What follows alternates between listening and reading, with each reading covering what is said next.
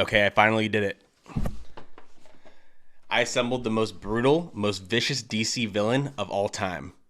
Let's take a look. This is Atrocitus, the first Red Lantern, leader of the Red Lantern Corps. He's extremely aggressive, violent, and has no problem unaliving whoever gets in the way of his goal of taking down the Guardians of the Universe. There's a lot of really cool things about the Red Lanterns. I actually have a issue 1 of the Red Lanterns from the New 52. I love having the first issue of really cool runs like this, especially with an awesome cover like this of Atrocitus. So how did I assemble Atrocitus? Well, you had to get 4 different McFarlane toys from the Blackest Night event. So you have Deathstorm from the Blackest Night, and this had part of him. You had Kyle Rayner, Black Lantern Batman, and Black Lantern Superman. So you put the pieces that come with all of those together and you get this really awesome figure of Atrocitus. Let's talk real quick about the history of Atrocitus, who he is and what makes him so cool. A very long time ago in the DC universe, before there were Green Lanterns, the Guardians of the Universe created what were called the Manhunters.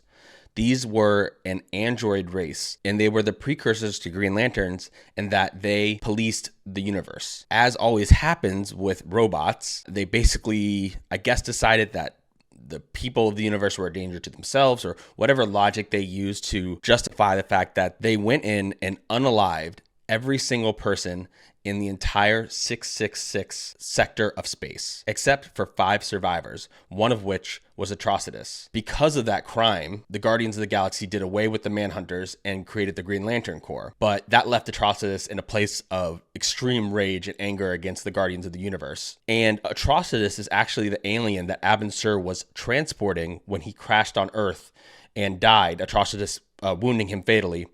And then Abin Sur gave his ring to Hal Jordan. So Atrocitus goes all the way back to the Silver Age beginning origin of the Green Lantern of Earth, which I think is pretty cool. Eventually, after the events of Jeff Johns' Sinestro Corps War, Atrocitus would forge the first ever Red Lantern and start the Red Lantern Corps. Something interesting about the Red Lanterns you should know is that their blood is always kind of flowing out of them and they can control it and stuff. And the Red Lantern ring actually replaces their circulatory system so that if that ring is removed, they actually die. They need the ring to survive because it basically replaces the functions of their own heart, which is just another brutal thing about the Red Lantern Corps. Like, if you're in it, you're in it. The Red Lantern rings are powered by rage. That's the personification of red on the emotional spectrum. It's rage. So yeah, I will go ahead and leave you with this. In brightest day and blackest night, no evil shall escape my sight.